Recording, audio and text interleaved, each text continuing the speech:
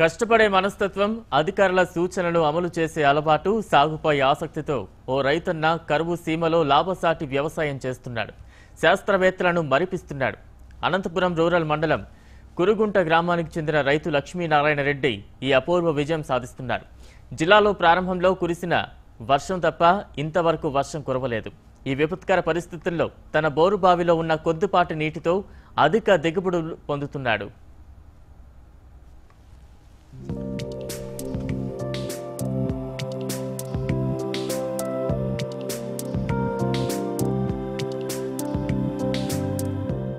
దేశంలోని అత్యల్ప వర్షపాతం నమోదయ్యే ప్రాంతాల్లో రెండోదిగా పేరొందిన అనంతపురం జిల్లాలో ప్రతి సంవత్సరం రైతులు ఇబ్బందులు ఎదుర్కొంటున్నారు.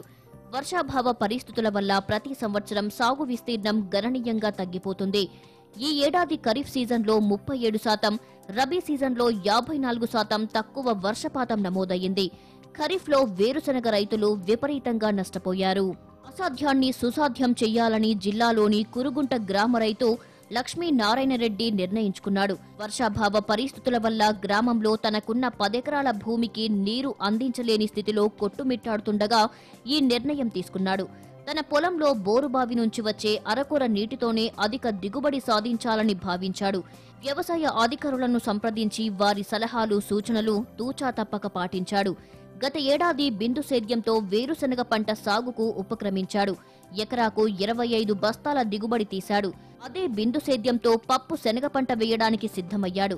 మొదట్లో వచ్చిన చిన్నపాటి వర్షానికే పప్పు శనగ విత్తనం వేసి అనంతరం తన వద్ద ఉన్న బిందు సేద్యం పరికరాలతో తడిపి మంచి దిగుబడి సాధించారు.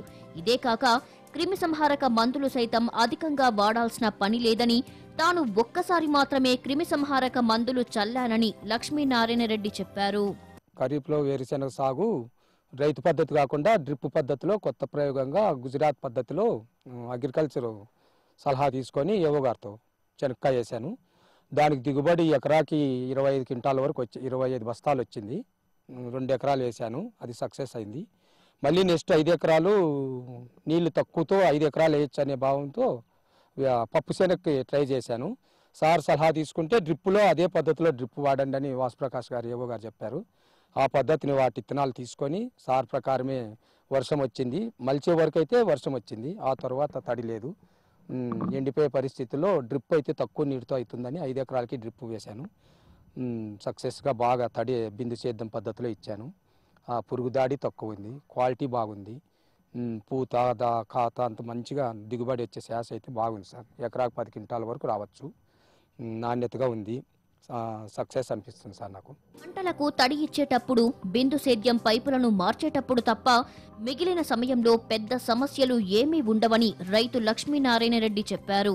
3 సార్లు వేసే పప్పు శనగ పంటకు 3 సార్లు తడి అందజేస్తే సరిపోతుందని ఆయన చెప్పారు.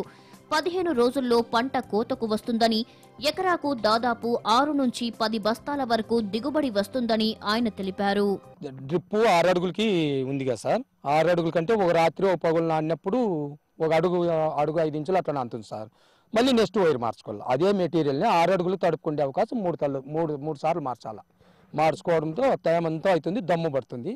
ఒక తడి 20 రోజుల వరకు తేమ వచ్చే ఛాన్స్ ఉంది. 2 తల్లికి నీట్గా వర్షం లేకుండా పంట బాగా వచ్చేసి బిందు సేద్యము డ్రిప్ చాలా అనుకూలంగా ఉంది. పప్పు శనక్కు కానీ వేరుశెనక్కు కానీ స్ప్రింక్లర్ కన్నా స్ప్రింక్లర్ అయితే ఈ పూత రాలుతుంది సార్. డ్రిప్ అనేది చాలా మంచి నేల మెత్తగా ఉంటుంది, చెట్టు పెరిగే అవకాశం ఉంది.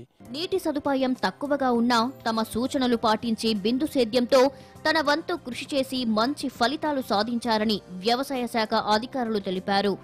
కురుగుంటలో ఒక రైతు లక్ష్మీనారాయణ అనే రైతు ఏం చేశాడంటే, మామూలుగా పప్పు శనగ వర్షాధారం కింద వేస్తారు. అంటే రబీలో వేసే పంట పప్పు శనగ నల్లరేగడి భూముల్లో.